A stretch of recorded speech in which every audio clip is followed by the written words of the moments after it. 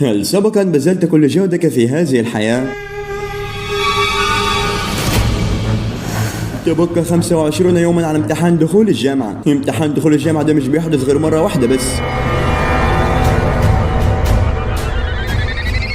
لو التست حرفيا هتكون زي التنين. بنشوف ان بطل القصه بيفتح عينه وبيقول انا ازاي رجعت بالزمن لورا. بنعرف كمان ان هو رجع قبل الامتحان وتحديدا قبل دخول الجامعه. دي هي مملكه شي مدرسه تشين غينج. الواد بيقوم من الكرسي اللي هو قاعد عليه وحرفيا بيتصدم. بيقول هو انا موجود فين؟ والان ساروي لكم قصص مرعبه. بنشوف ان واحد بيروح يعدي الاختبارات وحرفيا بتطلع منه قوه مرعبه. الهاله الضخمه دي بتدمر المكان كله لدرجه ان المعلمه نفسها بتقع على الارض. ده في فعلا ابطال كتير بيوقظوا قوتهم. واحد بيقول معقول في حد اقوى مني هنا؟ بنلاقي واحد بالفعل من الفئه ايه، وده هو نار الجنون ديمولا. قدره الدم عنده التنفس الحارق، بالاضافه كمان انه بيمتلك النموذج المطور واللي هو سيد اللهب. ده فعلا هو النموذج الوحش اللامتناهي. الواد اللي بيمتلك القوه الكبيره دي بيقول معقول ده السر الذهبي اللي منحنا اياه النظام. كل اصدقاء من الفصل حرفيا بيتصدموا. ده قدر يبعد كل الناس اللي حواليه وده كله بس بقوته المرعبه. ده حتى وين غشين اغمى عليها ودي هي معلمه الفصل. واخيرا بيظهر وحش من المستوى الثاني انه العقرب ذي المخالب الناريه. الواد بعد ما بيوقظ قوته بيقول لهم انا قلت لكم تبتعدوا عن المكان، قلت لكم وانتم ما صدقتونيش.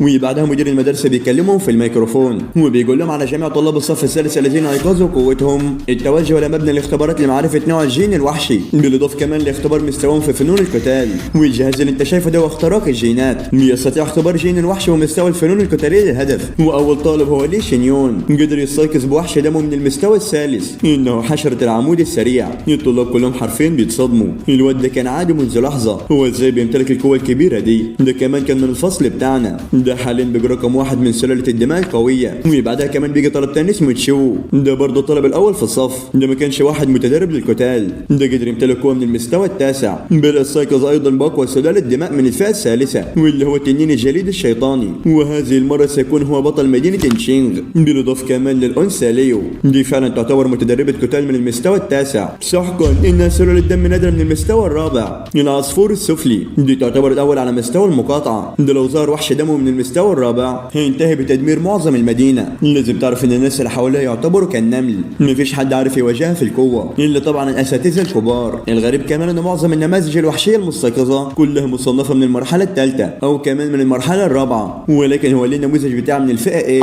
ده يعتبر الثالث من حيث القوه في الفصل. الطلاب كلهم بيحيوه وبيهتفوا باسمه في الفصل. كلهم فعلا بيحاولوا يربوا علاقات معاه، وده يعني عشان لو وقعوا في مشكله ولا حاجه. لازم تعرف ان العالم ده بيدور حول القوه القتاليه، ومن هنا بيخش دور يوهي. ده حرفيا من قبل ما يخش البوابه وقوته بتطلع منه. لازم تعرف كمان ان اي سلاله دماء ممكن تطلع القوه المشؤومه دي اثناء الاستيقاظ. بتوقع ان الواد ده يكون رقم واحد في المجموعه. الواد ده كمان اسمه ييهي وهو من الشعب السابع المرحله الثالثه من متدرب القتال. وللاسف سلاله الدماء الوحشه بتاعته غير معروفه، مما ادى الناس كلها اللي في الفصل حرفيا بيستهزئوا بيه. بيقولوا له انت باين عليك ضعيف. كلهم بيضحكوا عليه وبيسخروا منه. ده طلع متدرب قتال من المستوى الثالث. واحد بيقول ده خاص غير اللي في الاعدادي حرفيا ممكن يقتلك. يا له من امر مخيب. واحد كمان من الطلاب بيقول انت سلاله دمك غير معروفه او ممكن يكون مش عندك سلاله دماء اصلا، وحرفيا نازلين فيه استهزاء وتريقه. واحد بيقول لهم يا جدعان الكلام ده كله طبيعي، هو مين من المستوى الثالث ممكن يمتلك سلاله دماء قويه؟ اكيد طبعا محدش. ده حتى كمان الكلام ده كله كان تصفيق ليه. الواد ده بيمتلك قوه اضعف من كده بكتير. بعدها بيطلع فوق السطح وبيقول لهم يا ولاد المجنونه، هو انتوا فاكرين ان انا ضعيف؟ يعني عشان ما اخبي قوتي عنكم؟ النموذج ما قدرش فعلا يكتشف قوته، ولكنه ظهر التنبيه الخاص بنموذج الوحش اللامتناهي، وده هو دليل الترقيه بتاعه.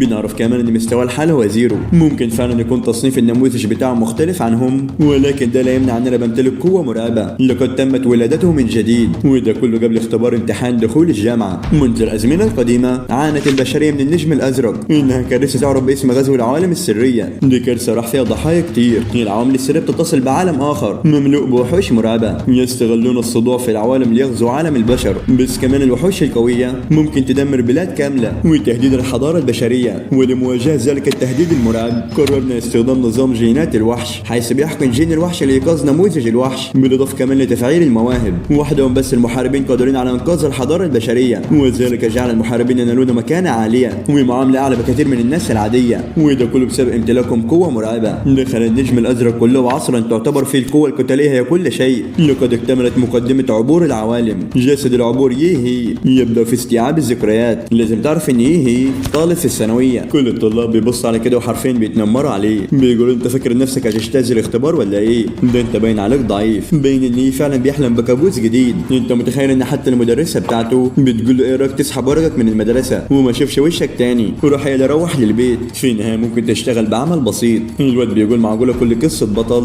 بيكون فيها فتاه شريره؟ يبدو ان صاحب الجسم ده لم تكن له سمعه طيبه في الفصل، وده يعني بعد ما رجع بالزمن وكده، وده لان والديه الاثنين تعرضوا للحدث في عامه الدراسي الثاني مما جعله يفقد تركيزه في التدريب والدراسه، فانهار درجاته اللي كانت جيده وصار عبئا على متوسط الفصل. ولكن هو ده كله حصل ليه اصلا؟ دي في الاساس كانت حصه فنون قتاليه. الواد اللي بيرجع بالزمن ده بيقول طب وانا ذنبي ايه؟ انا ذنبي ايه اورث الواد الحزين الضعيف ده؟ بيخش عليهم معلم الفصل وبيقول لهم انتم مستعدين ولا لا؟ سنبدا الان بحقن مصل التعدين الجيني، لذا خليكم واثقين من نفسكم. 3 سنوات من بناء الجسم وتدريب الطاقه القتاليه، وده كله لاجل اليوم ده، انه حقا اشبه باليوم الموعود. اما الناس بقى اللي مش بياخدوا الامر بجديه لابد انها مزحه. الواد بعدها بيفكر وبيقول في باله انا ما كنتش بتهاون مع نفسي ولكنني اصبحت المعنى الان، هو خايف اني يفشل في الامتحان، وده لانه حرفيا بيمتلك قوه ضعيفه، ومع ذلك طالما ورثت قوه هذا الشخص انا اللي هعمل كل حاجه، واي حاجه هو افسدها انا اللي اصلحها. بنروح فعلا لقاعه حقن الجينات، واحد بيكلم التاني وبيقول انت مستني انه يوقظ ايه؟ ده حرفيا مش هيقدر يوقظ قوته، ربما نموذج قطع الحبال من المستوى الثالث او تنين جسر البحر من المستوى الرابع، دي كلها حاجه ضعيفه. بنشوف فعلا مصل ايقاظ الجينات بيحتوي فعلا على الجينات الاصليه لكل وحش مسجل، ده كلهم عندهم محاربين من البشر. بعض الحقن بالفعل سيمتص الجسد كاملا، ولكن سيكون هناك جين واحد عشوائي، فكل ما كان جسمك قوي كل ما الجين اللي انت توقظه حرفيا هيكون قوي. المدرس بيقول لهم ما تقلقوش، فبعد الحقن يستقبلوا اندفاع القوه بهدوء، كل من ينادي اسمه فليتقدم لتلقي المصل، وبالفعل بيندى على اول طلابه اللي هم تشين ومية. الواد اللي بيرجع بالزمن حرفيا بيبص كده وبيتصدم، ده كلهم بينهاروا من القوه، مفيش حد عارف يتقبل قوه المصل. يبدو ان الامر لم يكن سهلا، لقد صار تصرفهم غريب بعد ما اخذوا المصل. مفيش مشكله انا كده كده لازم اعملها، وبالفعل بعد ما بياخد المصل بيفتح عينه كده وحرفيا بيتصدم. المدرس بيندى عليه وبيقول انت باين عليك اتغيرت كتير. الواد ده يا جماعه اسمه يهي،